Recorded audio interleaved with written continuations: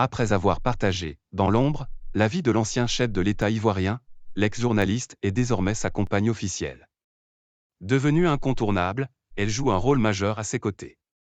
10 choses à savoir sur Nadi Bemba.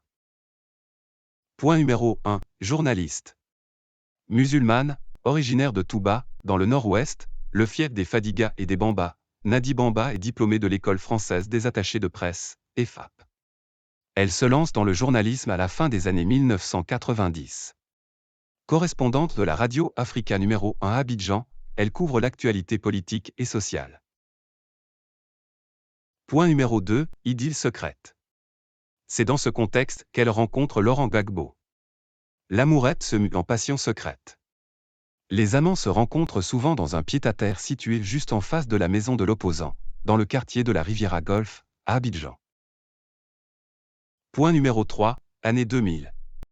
L'entourage de Gbagbo fait la connaissance de Nadi Bemba lors de la transition militaire qui suit le coup d'État de décembre 1999. Son appartement du quartier populaire des 220 logements, dans la commune d'Adjamé, sert parfois de refuge à celui qui est alors le premier opposant au régime du général Robert Gueye, après avoir été celui de Félix Houphouët-Boigny. Laurent Gbagbo se présente à l'élection présidentielle de 2000. Toujours journaliste, Nadi couvre ce scrutin historique. Point numéro 4. Une rivale surnommée Simone. Après des années de militantisme, Laurent Gbagbo accède à la magistrature suprême.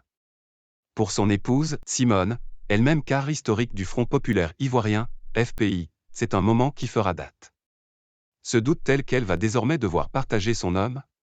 Nadi Bemba devient une sorte de « maîtresse » officielle.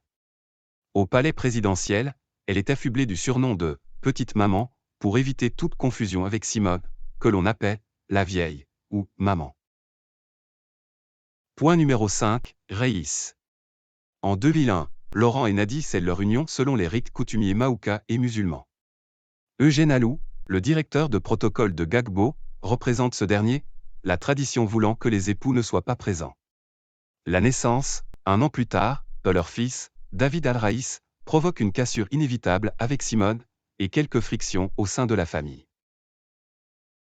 Point numéro 6. Discrète. Pendant les 10 années de la présidence Gbagbo, Nadi demeure très discrète. Longtemps, il n'existera qu'une unique photo d'elle.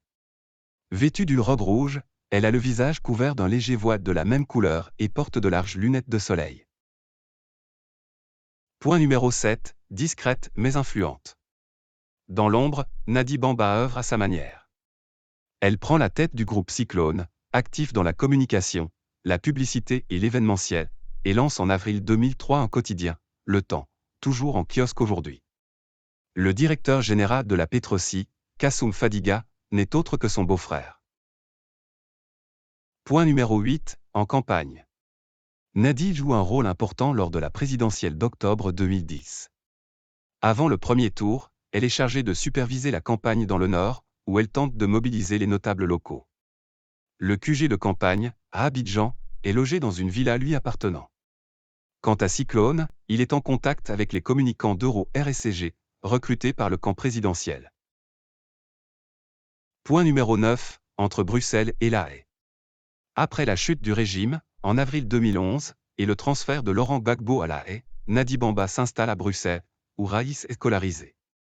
Elle se rend toutes les semaines au pénitencier de Aglanden, à Scheveningen, pour voir l'ancien président, qui y reste emprisonné jusqu'en 2019. Point numéro 10. Nouvelle Madame Gbagbo. Nadi Bemba est aux côtés de Laurent Gbagbo lorsqu'il regagne Abidjan en juin 2021. Depuis, elle joue auprès de lui un rôle de rempart, filtrant les demandes de rendez-vous et les appels. Une attitude protectrice qui crée un certain ressentiment parmi les fidèles historiques du Woody. Merci d'avoir suivi cette émission. N'oubliez pas de vous abonner et de partager massivement cette vidéo. Merci et à la prochaine.